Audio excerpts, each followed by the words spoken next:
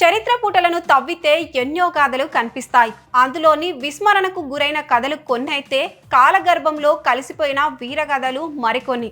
అయితే అలాంటి ఒక అసాధారణమైన చారిత్రాత్మక ఘట్టం ఇప్పుడు వెండితెరపైకి రాబోతుంది. పసిపాపను చేతిలో పట్టుకొని శత్రువుల గుండెల్లో సింహ స్వప్నమై నిలిచిన మహావీరనారి బెలవాడి Mallamma.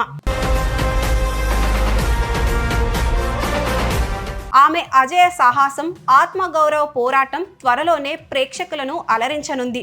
Kantara fame Rishab Shetty title role పోషిస్తున్న భారీ చారిత్రాత్మక చిత్రం the pride of Bharat Chhatrapati Shivaji మహారాజ్లో బాలీవుడ్ నటి భూమి పెడ్నేకర్ ఈ విరోచిత రాణి పాత్రలో నటిస్తున్నారు. సినిమా సంగతి పక్కన పెడితే 17వ శతాబ్దంలో పురుషాధిక్య ప్రపంచంలో మాతృభూమి రక్షణ కోసం కత్తిపట్టిన ఆ వీరనారి నిజమైన చరిత్రను ప్రతి ఒక్కరూ తప్పక తెలుసుకోవాల్సిందే. 1624లో కర్ణాటకలోని సోదే రాజాన్ని పాలించే మధులింగ నాయక కుమార్తెగా జన్మించారు మల్లమ్మ. చిన్నతనం నుంచే ఆమె అసాధారణమైన మేధస్సును, యుద్ధ విద్యలతో ప్రతిభను ప్రదర్శించేవారు. విలువిద్య, గుర్రపు స్వారీ, కత్తిస్వాము, ఈటె విసరడంలో పురుషులను సైతం తలదన్నేలా నైపుణ్యం సంపాదించారు. ఇక ఆమె వివాహం కూడా భారతదేశ చరిత్రలోనే అత్యంత వినూత్నంగా జరిగింది. సోడేరాజు తన కుమార్తెను వివాహం చేసుకోవడానికి ఒక కఠినమైన షరతు విధించాడు. ఒకే నెల వ్యవధిలో అత్యధిక పులులను వేటాడే వీరుడికే తన కుమార్తెను ఇచ్చి పెళ్లి చేస్తానని ప్రకటించారు. ఆ సవాలును స్వీకరించిన బెలవాడి యువరాజు ఈశాప్రభు దేశాయ్ కేవలం ఒక నెలలోనే ఏకంగా 21 పులులను వేటాడి విజేతగా నిలిచారు. అలా మల్లమ్మ చేతిని అందుకుని ఆమెను బెలవాడి రాణిగా తన రాజ్యానికి ఆహ్వానించాడు.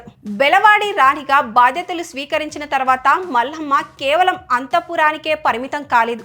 దేశ రక్షణలో మహిళల పాత్ర ఎంతో కీలకమని గట్టిగా నమ్మారు.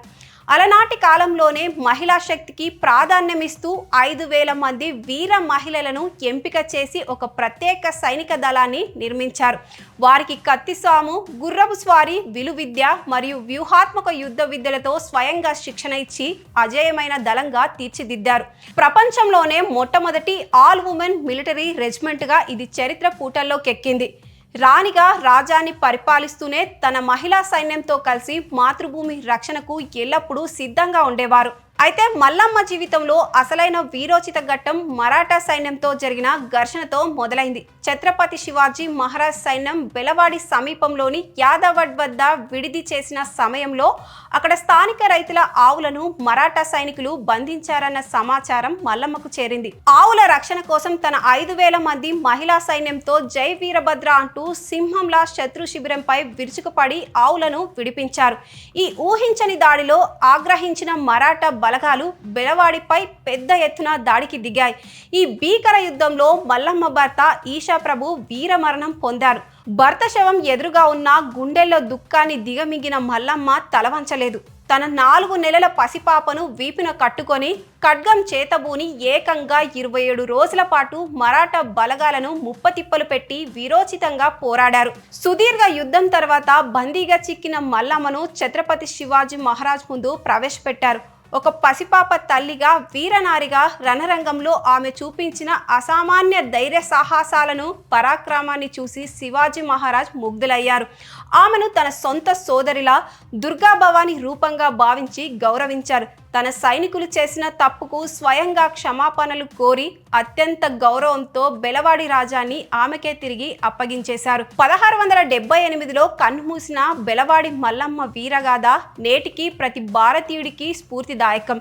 ఇప్పుడు బాలీవుడ్లో రూపుదిద్దుతున్న the pride of Bharat Chhatrapati Shivaji Maharaj చిత్రం ద్వారా ఈ మహావీరనారి గాథ వెండితెరపై ఏ స్థాయిలో అలరిస్తుందో చూడాలి.